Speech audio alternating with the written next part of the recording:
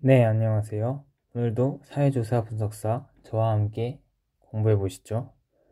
오늘은 필답형 기출 2회의 4번을 살펴보겠습니다. 인터넷 조사를 하였더니 실제와 편향이 있었다. 그 편향 발생 이유가 무엇일까?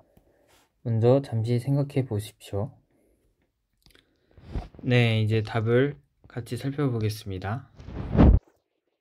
해설에는 이 네 가지, 제가 이제 세 가지로 줄였는데 이 세 가지 해답을 줬는데요. 각각을 살펴보죠. 표본의 대표성 문제. 이제 인터넷 조사를 하면 인터넷 사용자만 조사를 할 수가 있잖아요. 그 대상자가 사용자로 국한이 되기 때문에 이거는 마치 물고기를 잡는데 강에 가서 잡기 때문에 바다 물고기는 반영되지 않는, 그러니까 우리가 목표한 타겟 population, 여기서 population이라 하면 모집단인데 우리가 원하는 모집단은 모든 물고기 집합이지만 실제로 접근 가능한 accessible 집단은 강에 있는 물고기, 그러니까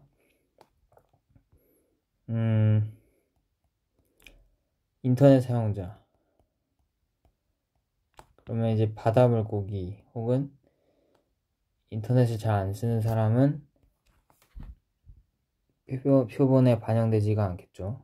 그런 문제가 발생하고요. 이제 비슷한 말일 수 있는데 표본 트리라는 생소한 단어가 등장하는데 이건 이제 영어로 sample frame이라고 하고요. 이거의 개념이 뭐냐? 이제 인터넷 조사자 명단이 있냐는 거예요. 인터넷을 사용하는 사람들의 목록.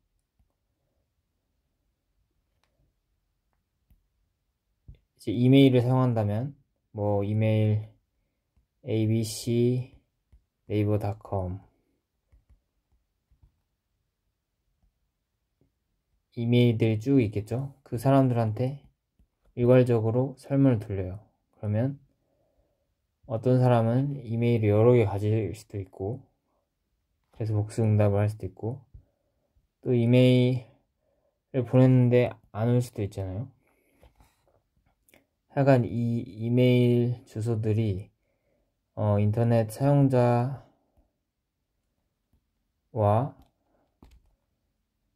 1대1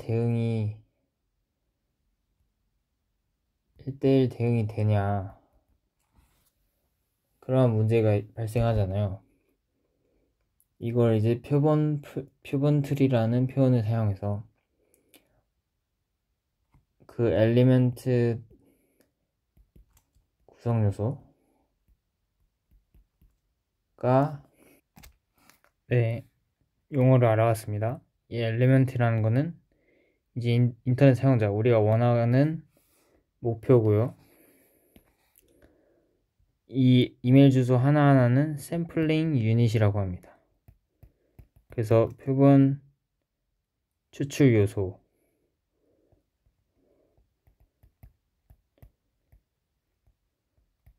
이제 전화번호부라고 하면 가구의 전화번호, 유선 전화번호가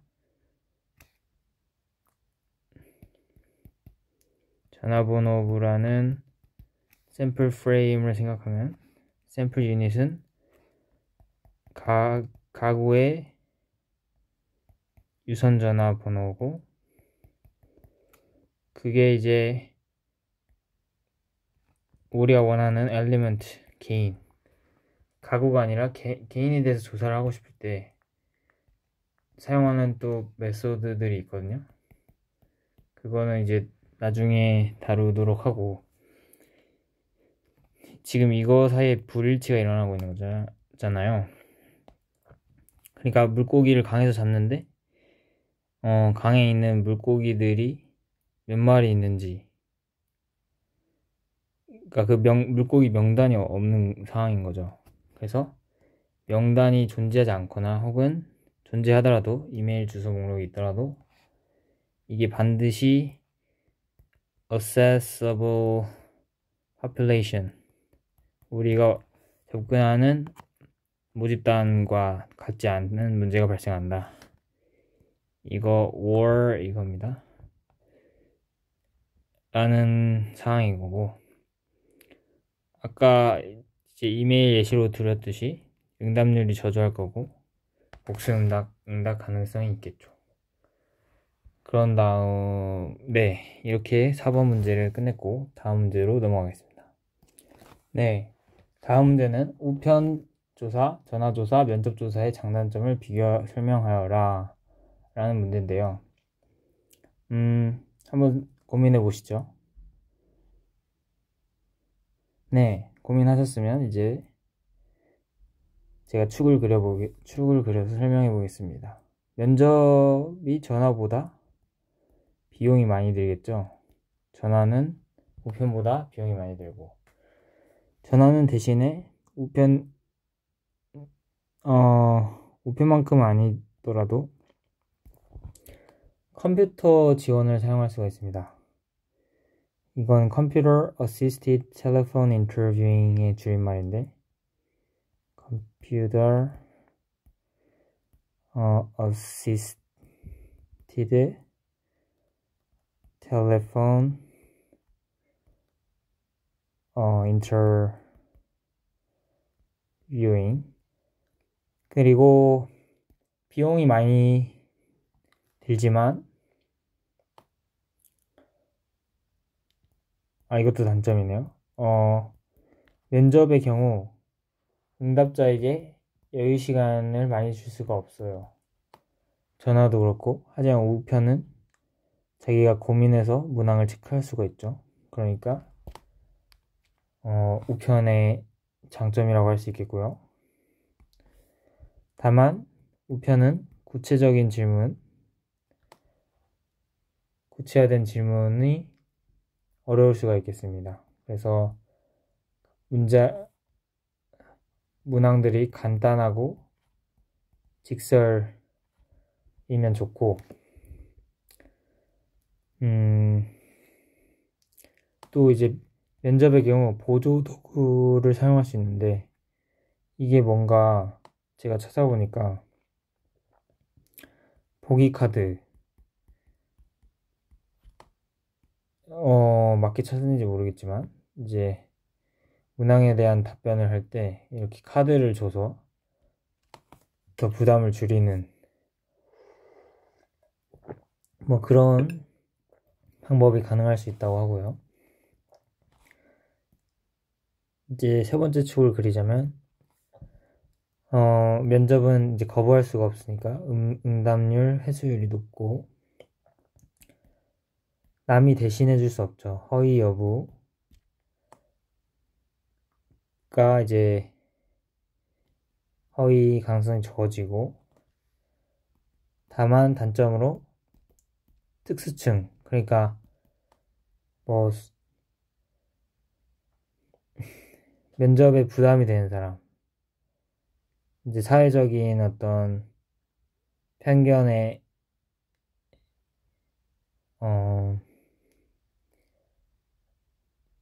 편견을 많이 받는 소수자들은, 혹은 저소득, 그런 사람들은 면접을 기피할 수도 있겠죠.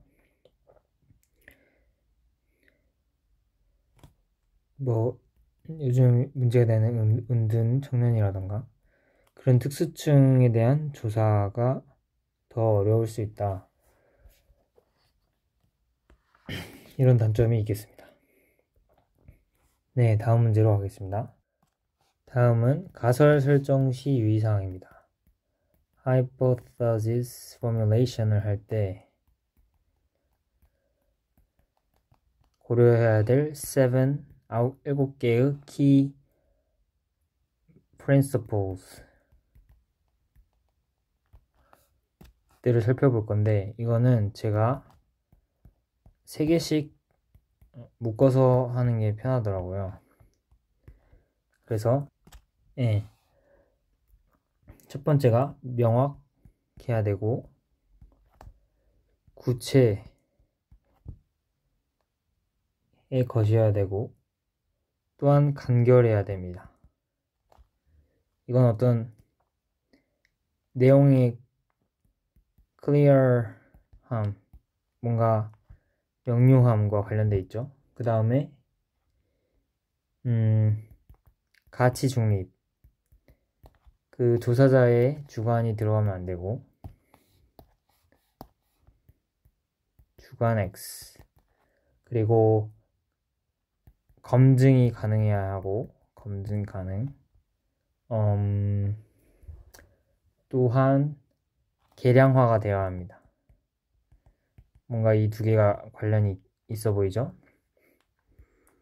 어떻게 보면 주관이 안 들어간다는 것도 비슷한 맥락이고, 그 다음에 광역, 이게 너무 국소적으로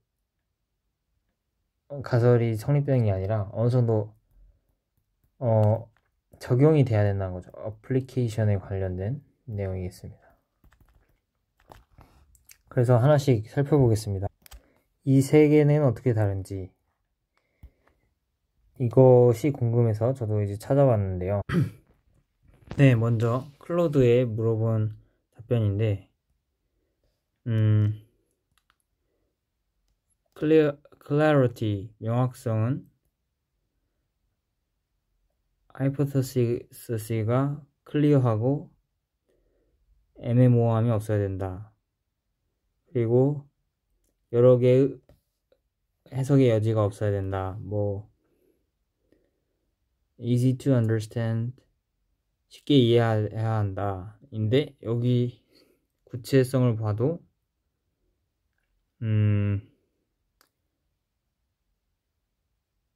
컨셉들이 precisely defined, 명확하게 정확하게 정의되어야 된다. 그래서 이제 두 개가 뭐가 다른 걸까 이런 고민을 했는데,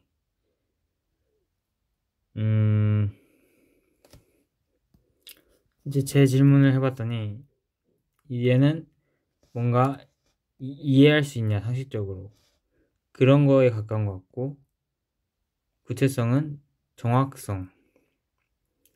그래서 variable과 relationship, 관계와 변수들이 잘 정의됐냐, 정확하게. 그리고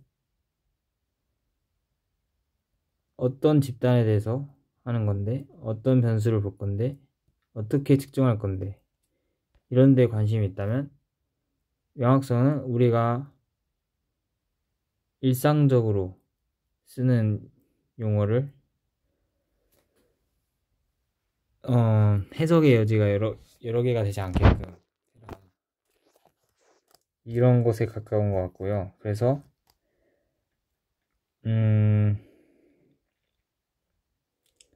네, direction과 address라는 비유를 했는데요. 제 example을 보시면 social factors influence behavior, 사회적 요인이 행동에 영향을 미친다. 이런 문장이 있을 때 우리가 일상적으로는 해석이 되죠. 사회적 요인이 행동에 영향을 미칠 것 같아. 근데 그 사회적 요인을 뭘로 판단할 건데, 친구로부터 받는 압력이라던가 가족, 문화 이런 것들이 있을 수 있는데, 그 중에 뭘 고를지. behavior라는 건 범죄율, 학업, 성취도, consumption, 소비, 어떤 걸 볼 건지. influence는 증가하는지 감소하는지, 그게 이제 specificity. 이게 그 각 컨셉을 명확하게 하고, 컨셉뿐 아니라 relationship 컨셉이자 이거는 이제 variable인 거고 이게 검은색이어서 잘 안 보이네요. 네, 다시 왔습니다. 너무 밝은가요? 네.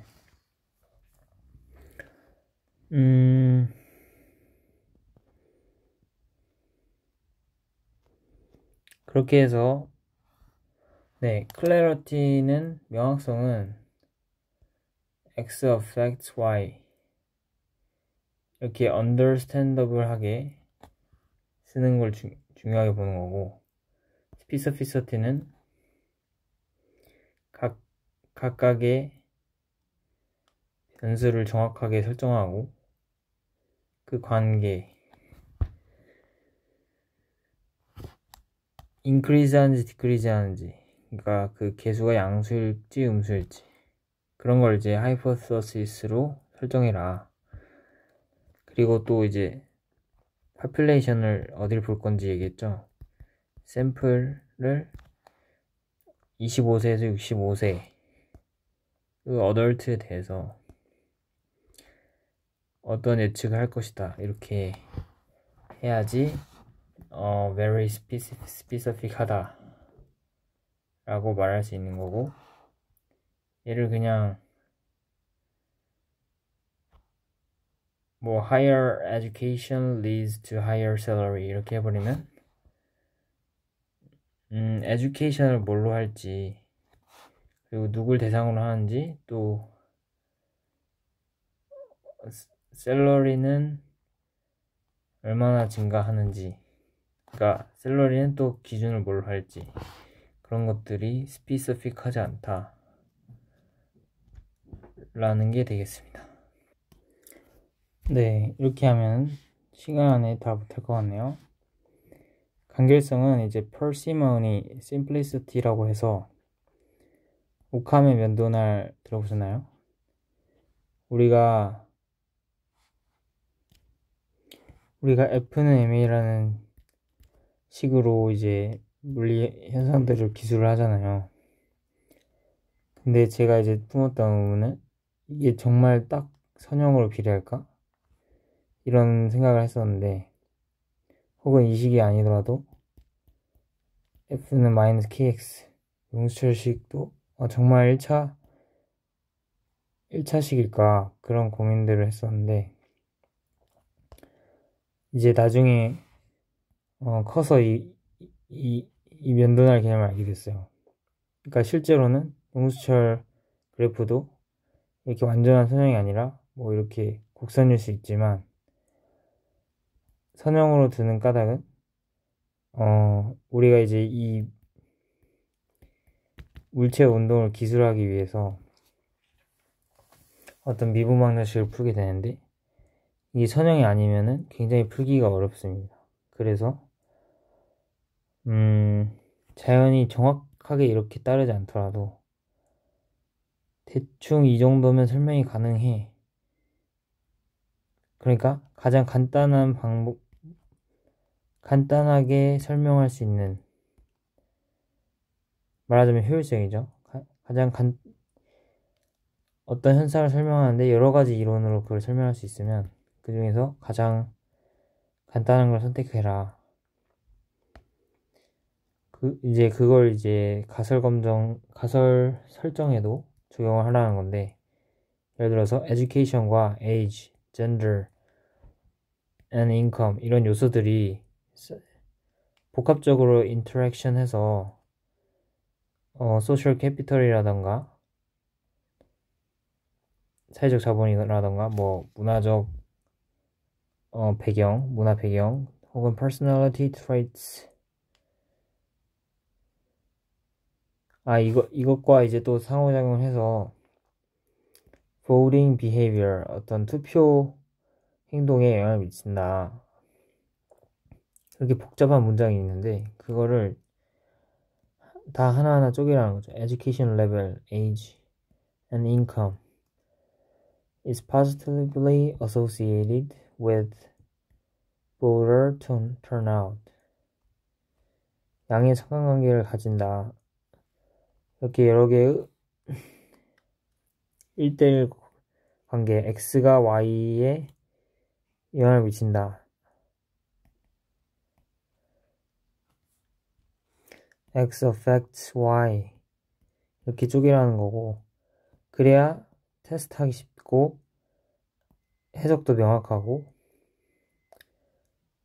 이게 이제 리젝트 됐을 때 받아들여지지 않았을 때, 사실 교육 수준은 투표 행동과 무관하구나, 이런 식으로 결론을 짓기도, 그러니까 해석하기도 편하다 라는 겁니다. 네, 이제 그 다음에 지금까지 이 세 개를 다뤄봤고요. 그 다음에 얘네 세 개를 다뤄보겠습니다. 가치 중립, 검증 가능, 계량화. 뭔가 객관 혹은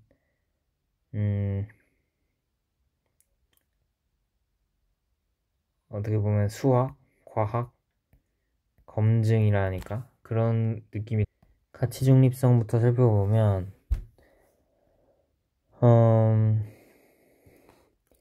good parenting 이런 말을 쓰지 말라는 겁니다.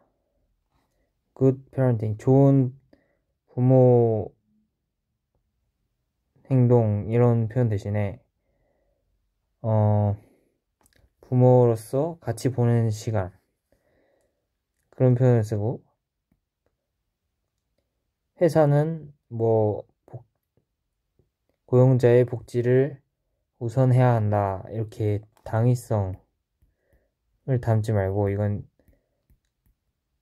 조사자의 주관이니까 그거 대신에 이걸 한번 테스트 해보고 싶은 거예요. Higher Employee Benefits, 회사 중에서 회사 복지를 신경 쓰는 회사가 Lower Turnover Rate,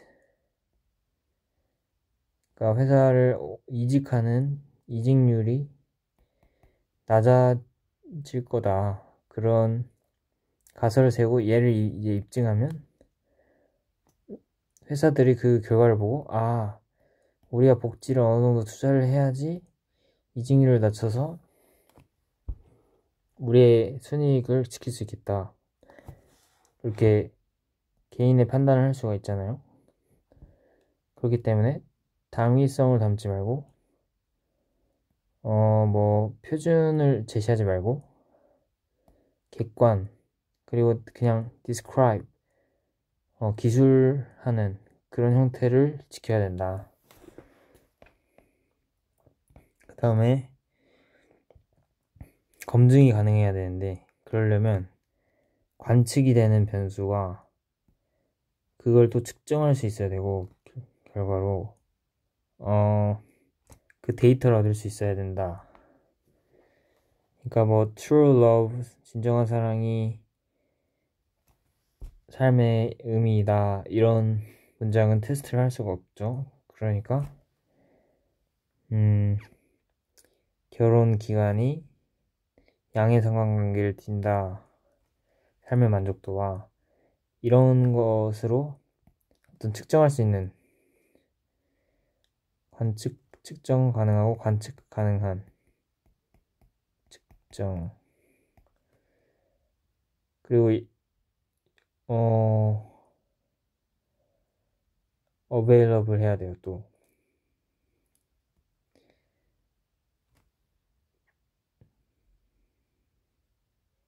네, 그래야지만 가설을 이제 시험해 볼 수 있기 때문에. 그 다음에 계량화, 아까 검증 가능이랑 좀 비슷한데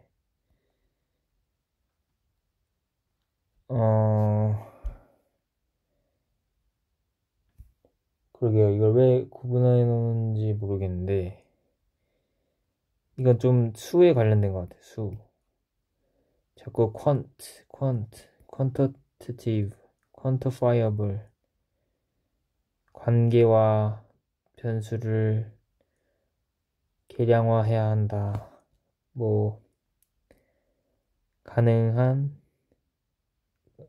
가능해야 된다. 통계 테스트가. 그래서 예시를 봐볼까요? happiness affects happiness를 뭘로 측정할 건데 저희는 이 지표로 측정하겠어요. 이게 저번 시간에 했던 조작화죠. 조작화.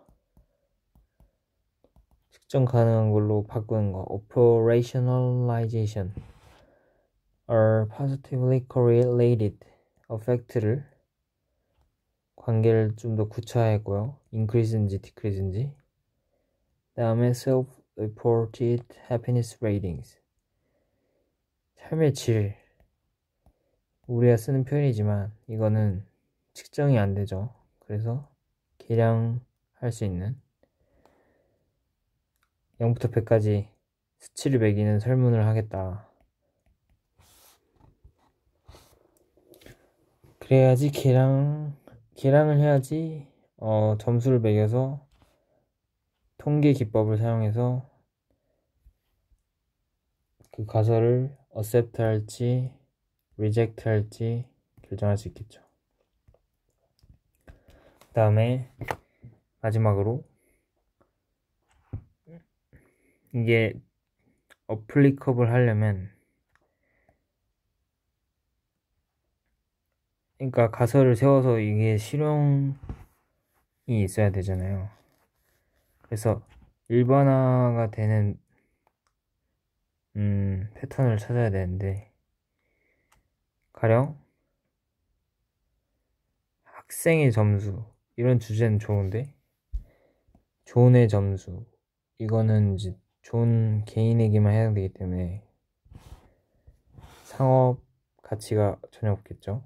반면에 너무 넓은 주제는 상관관계가 약해질 수 있기 때문에 지향하는 게 좋겠죠. 그래서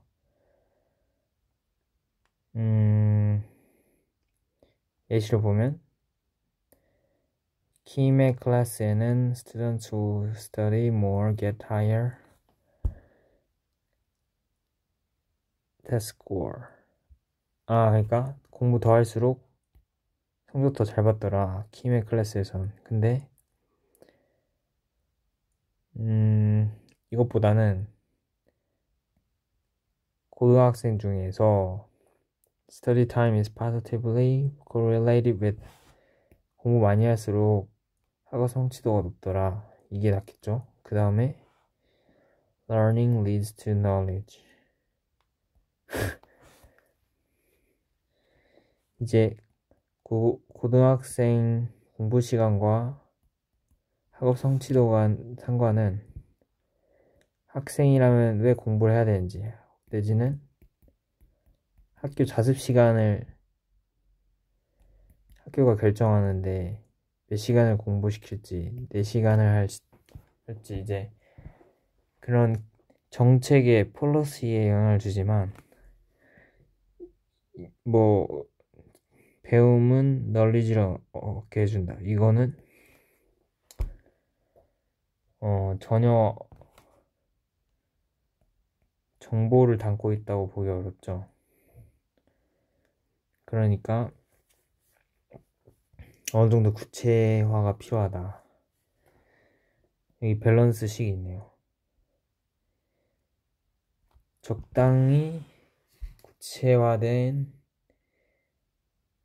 그러니까 구체와 일반성은 반비례 관계에 있나 보네요. 그러니까 그 사이 중간 옵티멀한 지점을 찾아라.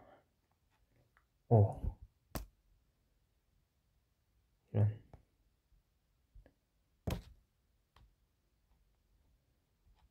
네, 여기까지 수업 들으시느라 고생하셨습니다. 신구라.